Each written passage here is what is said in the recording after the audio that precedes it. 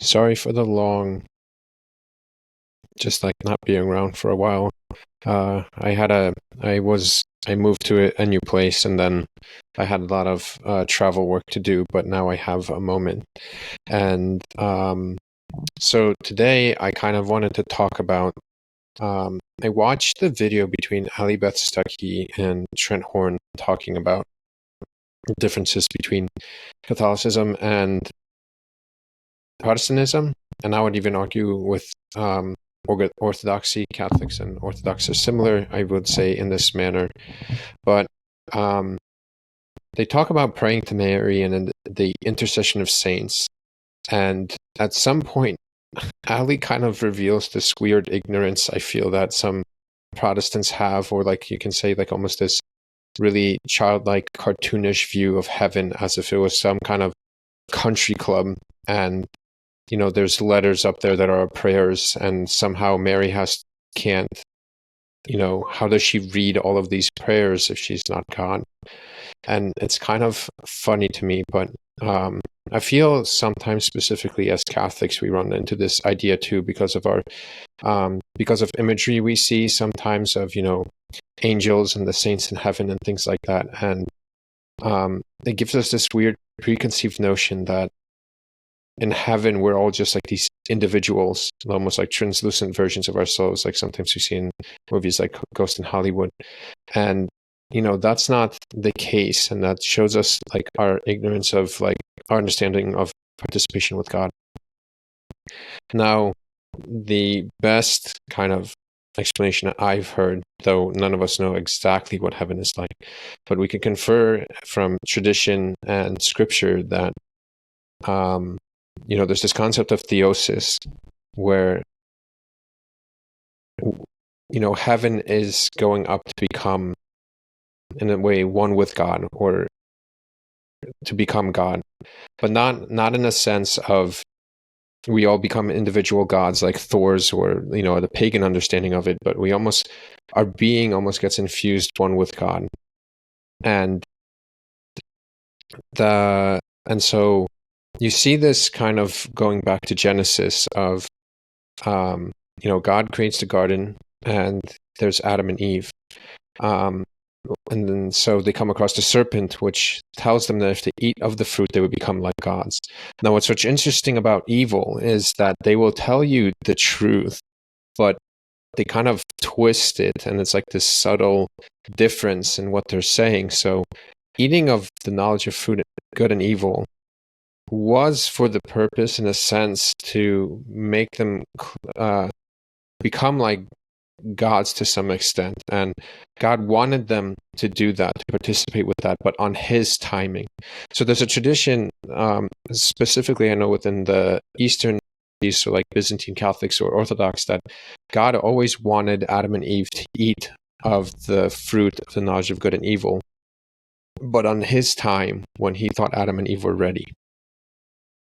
And so through, there's a revelation also that there was another tree beyond the tree of knowledge of good and evil, which was the tree of life. And that was the actual tree that would make them like gods, right? So it's like this next step within the hierarchy.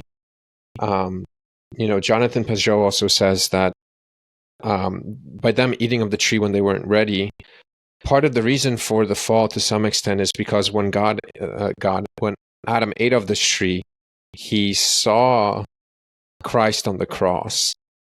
And so he was so afraid of that he, that's why when God called him back, he didn't want anything to do with that. And he was just not ready, so you can say, for that fullness of sacrificial love.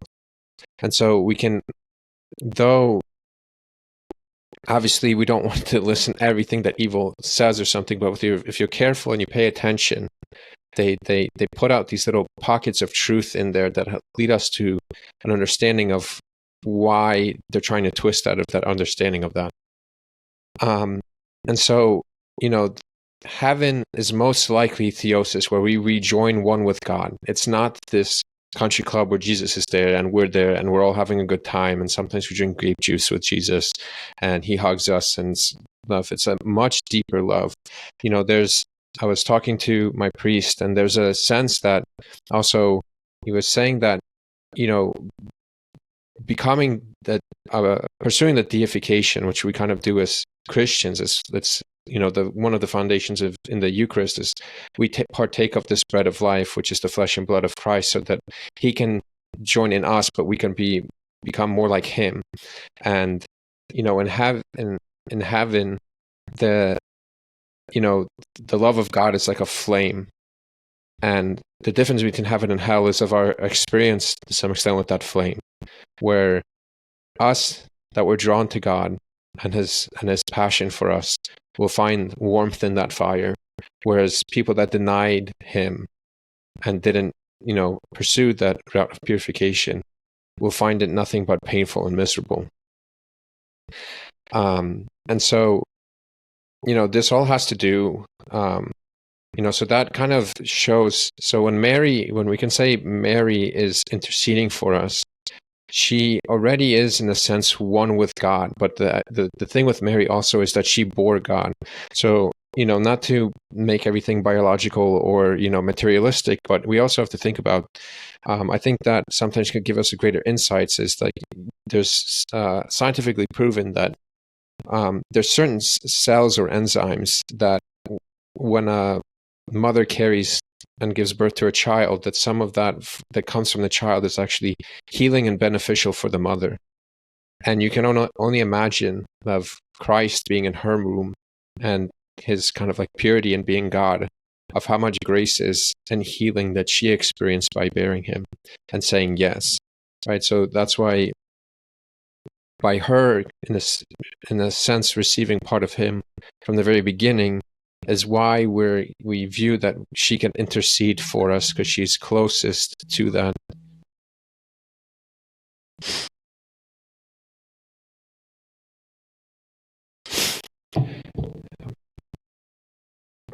She experienced Him the most closely, right? For us, in a sense, we experience that closest through the consumption of God, through receiving Him into our bodies.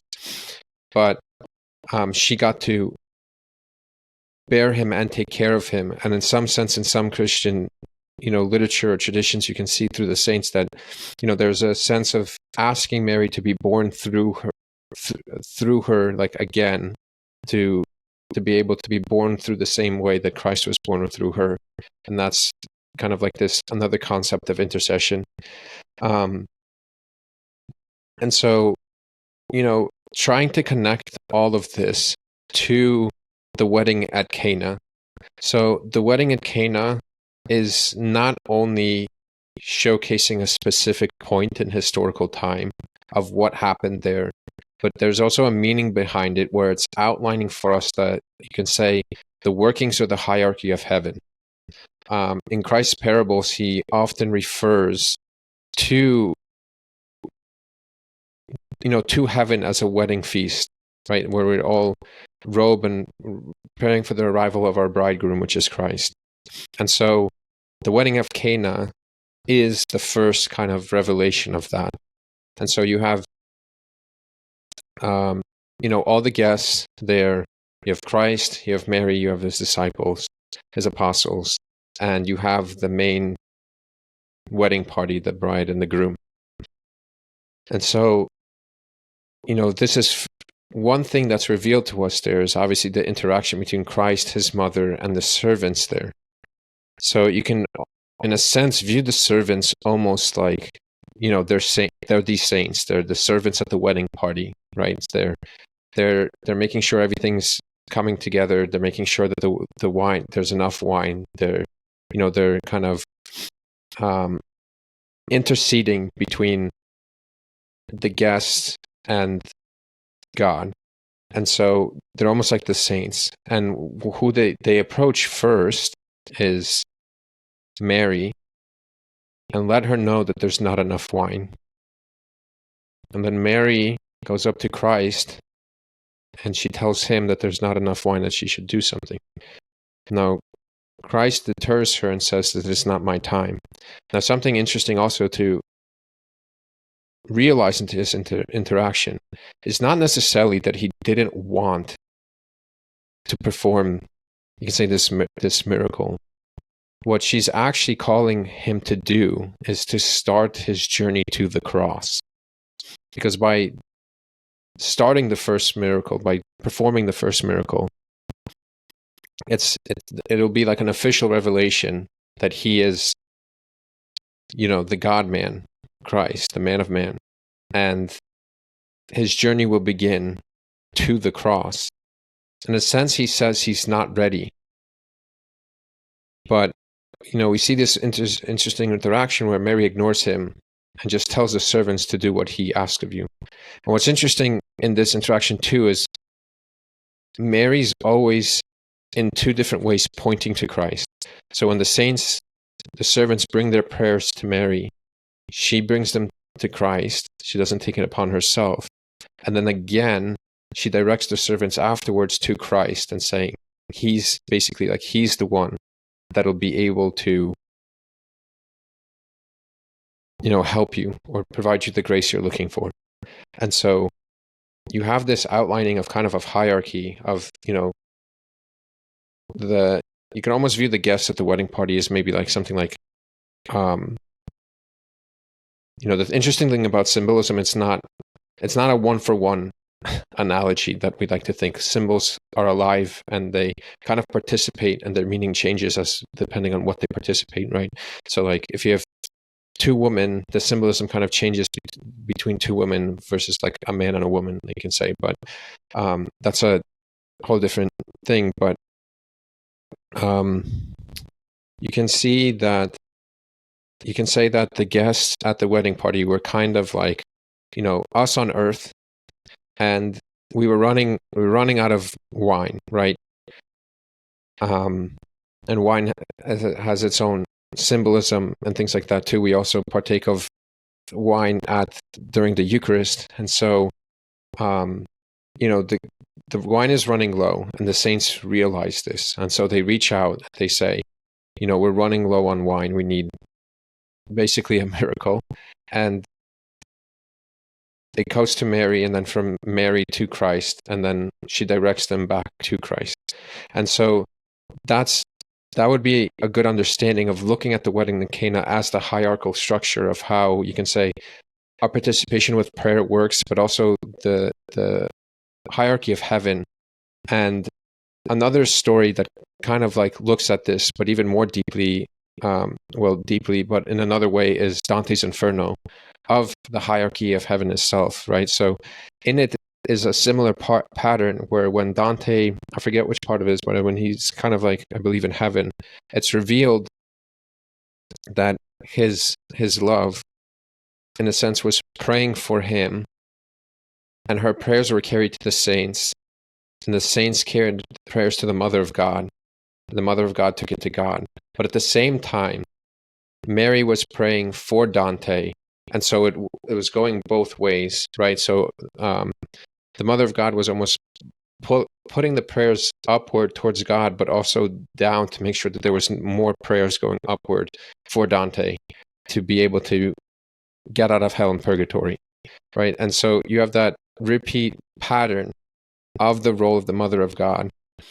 And, that comes into question then, how does she hear all these prayers? Well, if you think about then Theosis, she's in a way more closely participating at this point with God. In a sense, she's become one with God, right? So she's completed, she has that deification process. She's in a sense, you can say, deified, but the power doesn't come from her. It comes from God. That grace comes from God. And so it's the same thing with the saints, or anyone that's in heaven, which anyone in heaven is thing. You can also, you see in Revelation prayers to the angels, and it's all that same concept of, if you understand Theosis and kind of look at it in terms of a hierarchical structure that's revealed through us, specifically through, Wedding of Cana, and then other stories like Dante's Inferno, and that pattern is also repeated in Revelation at the, as far as the interaction with prayers with the saints and the Mother of God and the intercession of the angels and different stuff like that. That hierarchy is repeated several times. And if you connect them, because each story, though it has its own meaning in itself, is connected with meanings from the other ones, and these patterns repeat. So hopefully this kind of helps, because I think it's important that certain things is not one or the other. Sometimes the answer is both. God created the duality, heaven and earth, male and female. And so, and it's the joining of that duality that brings about, you can say, life or participation in God's creation.